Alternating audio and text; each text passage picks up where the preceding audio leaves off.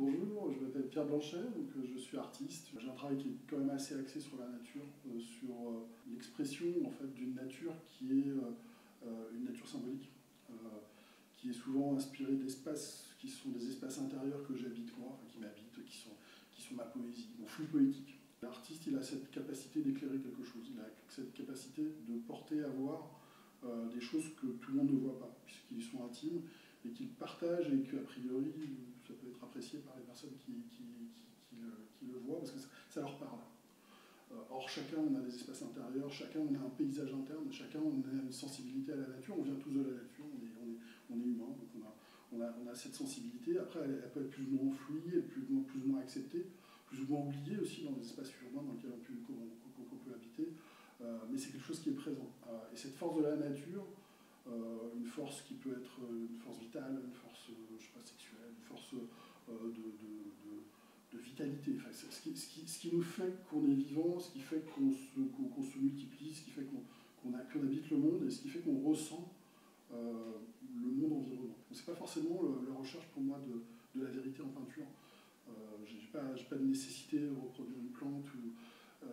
La plante est là, la plante est plus une image interne de ce que peut être une plante par rapport à moi, par rapport à ce que, en tant qu'humain, on a en rapport avec cette plante, ou cet animal, cet autre humain, ce caillou, cette montagne, etc. Donc c'est habiter le paysage. Comment habiter le paysage? En plus, j'ai vraiment à cœur de porter quelque chose qui va être des méthodes pour habiter le paysage. Presque une autre partie, une autre facette, c'est la poésie, les mots, mettre en œuvre quelque chose qui donne un conseil, qui chuchote à l'oreille des gens, comment intégrer le paysage, comment intégrer la nature, comment intégrer le monde. Au travers d'Arrêt-Chapelle, en fait, cette démarche, c'est ce que j'essaye de faire fusionner. À la fois chuchoter comment habiter le monde, surtout dans une période où le monde on l'habite mal, quelque part on abîme le monde tous les jours. Donc comment habiter bien le monde pour soi, pour le monde lui-même, comment réintégrer l'humain dans la nature, comment l'aider à retrouver un flux vital qui ne soit pas uniquement un miroir de lui-même, voilà, qu'il réintègre son état de nature. Et en fait, pour ça, il y a des codes. Une chapelle, et celle du clocher de la tour Landry, là, qui va être l'endroit où je vais exposer ce travail, c'est un endroit où il y a une piéta. La piéta, c'est dans l'histoire de la chrétienté, c'est l'image de la compassion. Le Christ est mort, il n'est plus qu'un corps, mais c'est un corps nu. C'est la fragilité totale de l'humain vis-à-vis de la vie. Et cette femme est là pour le pleurer et en même temps l'accompagner vers cet espace de la mort. Cette image de la mère qui pleure son fils et qui pleure quelque part tout l'abandon du corps. Ça, c'est vraiment quelque chose qui m'inspire.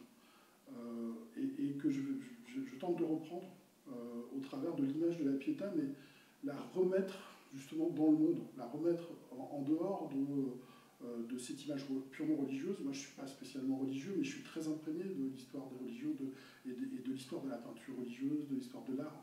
Et l'idée, là, c'est plus le Christ qui meurt et qui est nu, c'est la Pietà elle-même, c'est la Madone, c'est la Rédemptrice qui, elle, se dénude pour sauver le monde. C'est plein de guillemets, en fait, qui apporte le chemin, qui apporte le message, qui va donner des commandements. C'est parce que la nature qui commande à cette Pietà d'amener aux hommes à comprendre qu'il a des choses à faire envers la nature et envers lui-même. Donc l'idée, c'est de partir sur quelques slogans, quelques éléments, travailler sur les éléments, travailler sur des commandements de la nature. Mais c'est quelque chose qui, pour moi, est très très important parce qu'il faut porter ce message. C'est de le proposer d'une autre manière, porter justement au travers d'un propos poétique artistique cette idée qu'on doit réintégrer le monde. Là, l'idée que l'action est plus importante, supplante la compassion, c'est un peu le thème que je veux donner à cette exposition, c'est-à-dire qu'il est temps d'agir, il est plus temps d'être compatissant, il est plus temps de se plaindre, il est plus temps de voir son enfant mort. En fait, là, c'est la nature qu'on fait mourir. Et il faut s'investir dans toute sa fragilité, accepter sa fragilité, ne pas avoir peur de se confronter au monde et en même temps de le réparer. Voilà, l'idée de porter cette réparation dans un lieu où beaucoup de choses ont été détruites, y compris des gens, ça me paraît voilà, une proposition qui est acceptable.